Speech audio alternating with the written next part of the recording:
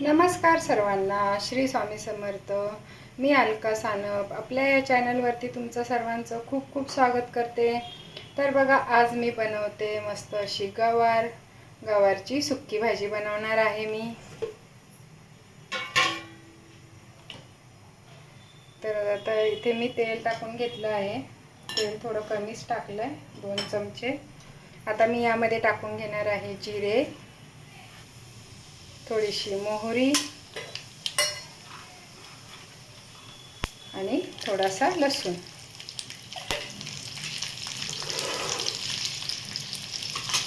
आता मी लसूण थोडासा कमी टाकला आहे, कारण की बघा मी इथे ही बनवली आहे कारळे, म्हणजे खुरासणी. आमच्या गावाकडे बोलतात खुरासणी.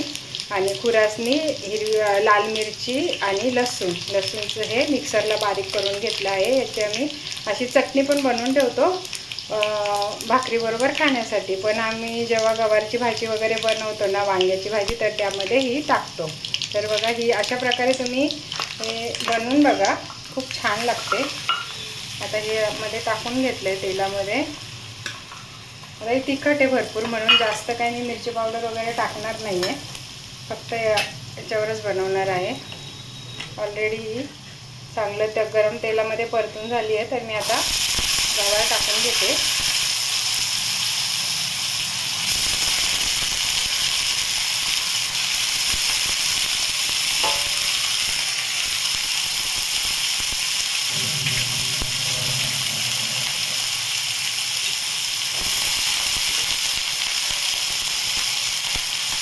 वाफेवरतीच करायची गवार, आपल्याला पाणी टाकायचं नाही आहे.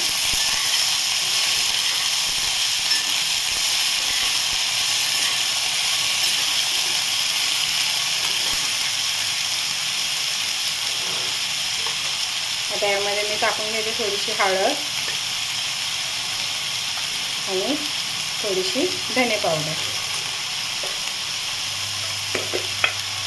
आणि यामध्ये टाकते मी मीठ.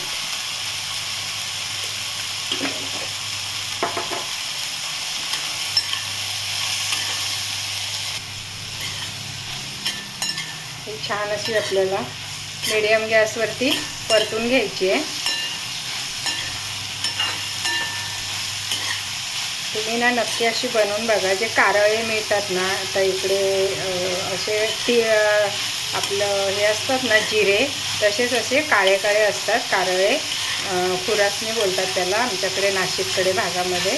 तर बघा, हे असं मस्त मी परतून घेतली आहे. आता मी यावरती गॅस एकदम स्लो करणार आहे आणि झाकण ठेवून वाफेवरती शिजवून घेणार आहे.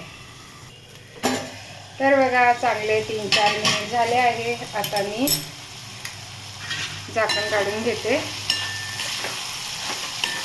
थोडीशी बाकी अजून शिजायची गवार. तर मी यामध्ये टाकून घेणार आहे थोडासा शेंगदाण्याचा कूट. शेंगदाण्याचा कूट जास्त बारीक नाही करायचा, थोडासा फक्त मिक्सरला 1-2 वेळा थोडंसं फिरवून घ्यायचं आहे. आणि यामध्ये मी टाकून घेणार आहे लगेच कोथिंबीर.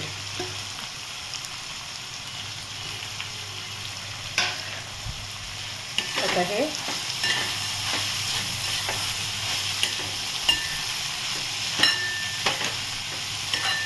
तुम्ही आहे ना, मी बनवली तशी एकदा बनवून बघा. खूप छान टेस्ट लागते याची.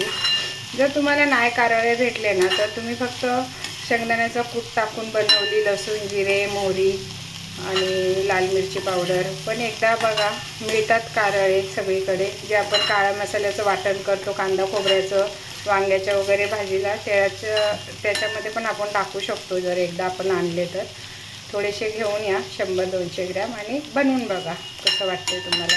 आता ऑलमोस्ट जरा आधी तयार आहे, पण आता जरा शेंगदाण्याचा कूट टाकला आहे, तर जरा अजून 2 मिनिट शिजवून घेते.